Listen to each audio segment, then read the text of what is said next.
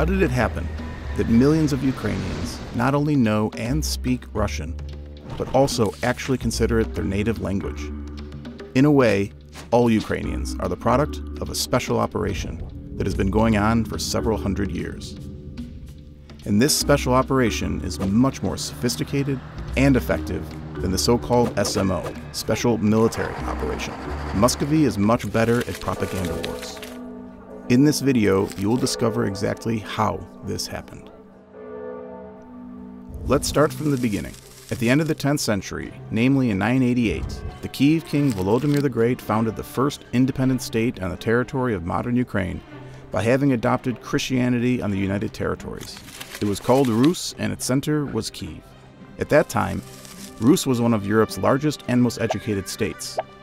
At the same time, the first mention of Moscow was found in the chronicles 200 years after the formation of Rus. Moscow has never had anything to do with Rus. It was the center of the Moscow Principality, which was formed in the end of the 13th century by distant relatives of the ruling dynasty of Rus. Historically, these have always been different peoples, states, and languages. The most brazen step was taken by Peter I in 1721, when he decided to turn the Moscow Principality into an empire. So the problem is, Muscovy had no historical basis for its imperial ambitions. Neither 1,000 years history, nor cultural monuments and artifacts, nor identity. Then Theophilus Prokopovich, a resident of Kyiv, ex-rector of the Kyiv Academy, offers Peter I a cool idea to proclaim himself the heir of Rus and call it the Russian Empire, without having any legitimacy for this. To begin with, it is important for us to understand one fact, that the word Russia in the 18th century is simply a translation of the name Rus into Greek, because at that time the Orthodox Church, the largest cultural center, wrote mainly in Greek. But unfortunately, Peter I and all his descendants, over 4 centuries of propaganda, managed to convince the whole world that Russia is the Moscow Empire, and as a result, the modern Russian Federation. That is, whatever one may say, the name Rus had nothing to do with Muscovy, but was simply appropriated by Peter I. Because it is Ukraine that is the descendant of Rus, one of the largest and most developed European states in the 11th and 12th centuries. Moreover, in literary works of the 17th century, the word Russian is used in the sense of Ukrainian. For example, in the panegyrics of the 17th century, the Ukrainian hetman Mazepa is called Russian Jupiter, and Peter I, Moscow Jupiter.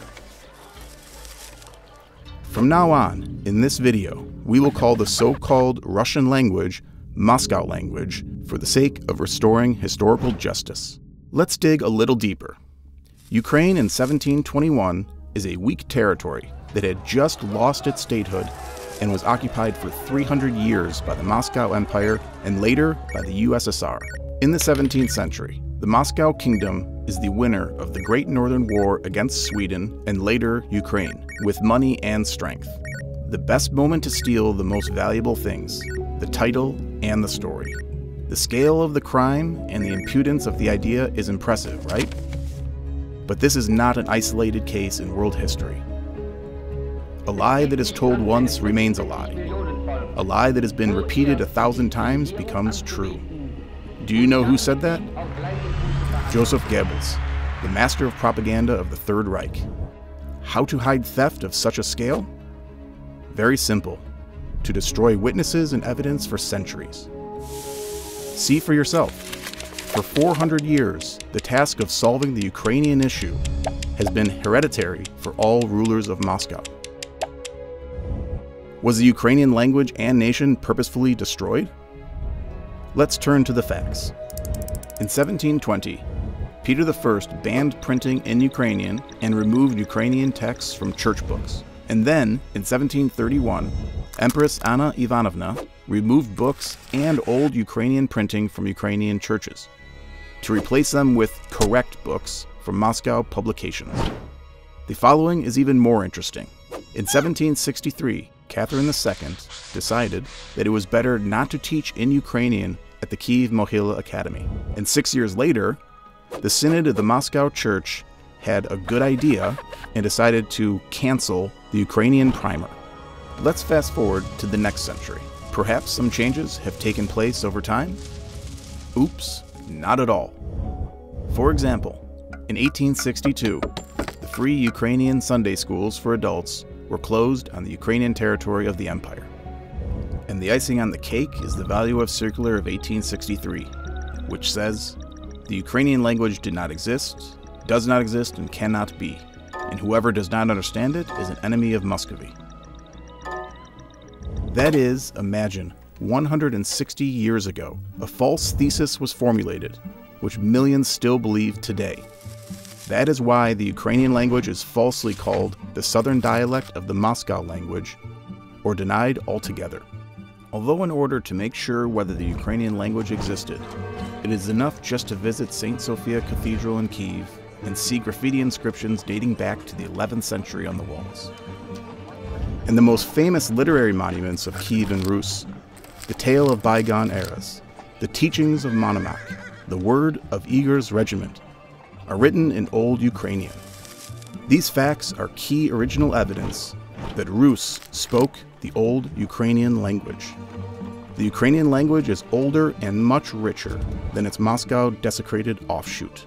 In reality, the language that everyone calls Russian today was artificially created by the order of Peter I and introduced only in the 18th century. If in the 12th century there was already a Ukrainian language and Finno-Ugric tribes lived on the territory of today's Moscow, a logical question arises. Who is the elder brother to whom? And who is whose dialect? Do you know what comes out of it?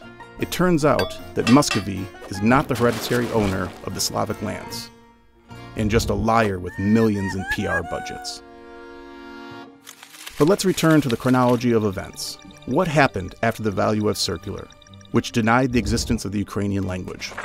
In 1864, the Statute on Primary School was adopted, according to which education should be conducted only in the Moscow language. And already in 1869, a law came into force on a significant additional payment to officials for Russification. Then, in 1876, according to the Ems decree, it was forbidden to import Ukrainian books from abroad. It was forbidden to sign Ukrainian texts under sheet music. And even Ukrainian performances were banned. A little later, in 1884, Alexander III banned Ukrainian theatrical performances. In 1888, Alexander III issued a decree prohibiting the use of the Ukrainian language in official institutions and baptism with Ukrainian names. If you think about it, then for 25 years, from 1863 to 1888, everything that was not banned in the 18th century was banned. The use of the Ukrainian language in education, politics, literature, theater, music, and even in the church. And so we gradually came to the 20th century.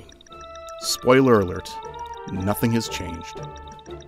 Further, the methods of fighting with a language that does not exist became more and more interesting. For example, in 1903, at the opening of the monument to the outstanding Ukrainian writer Ivan Kotlarevsky in his hometown of Poltava, speeches in Ukrainian were forbidden. They could continue indefinitely without stopping.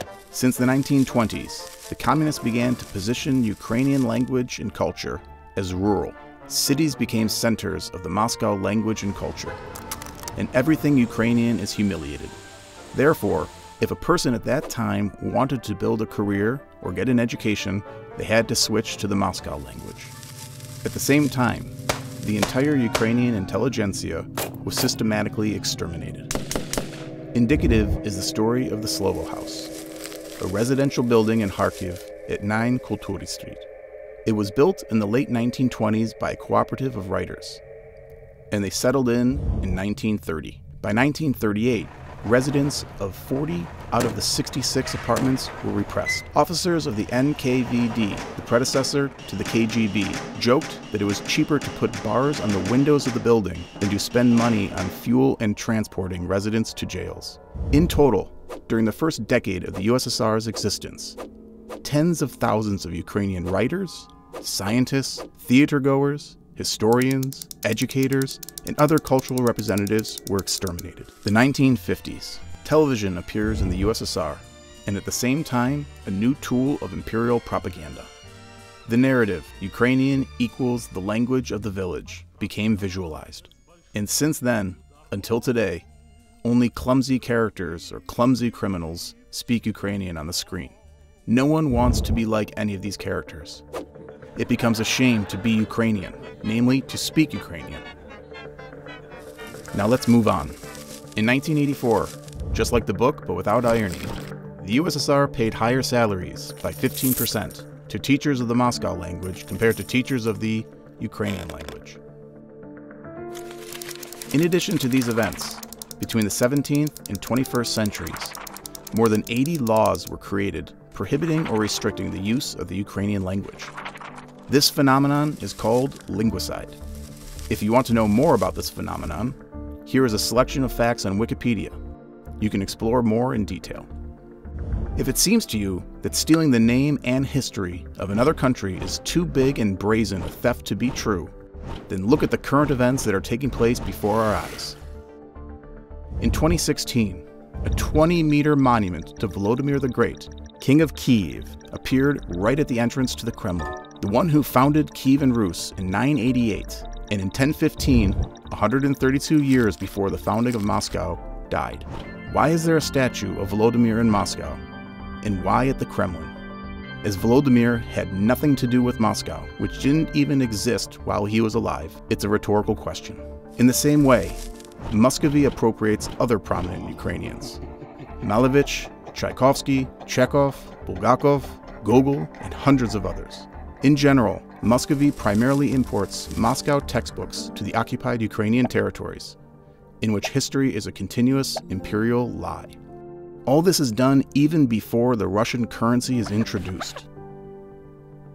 That is, if the Ukrainian language is destroyed, thereby dissolving the Ukrainian people, all borders will be erased. And then it turns out that history is common, culture is common, rights to heritage are common. Only those who do not create and have nothing want to make the goods common.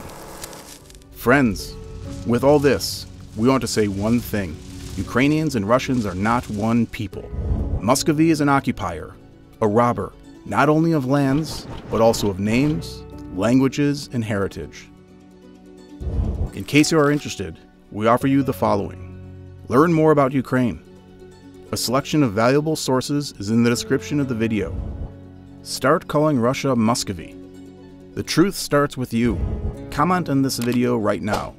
Like it, help us spread, share this information. Together we will win. Glory to Ukraine.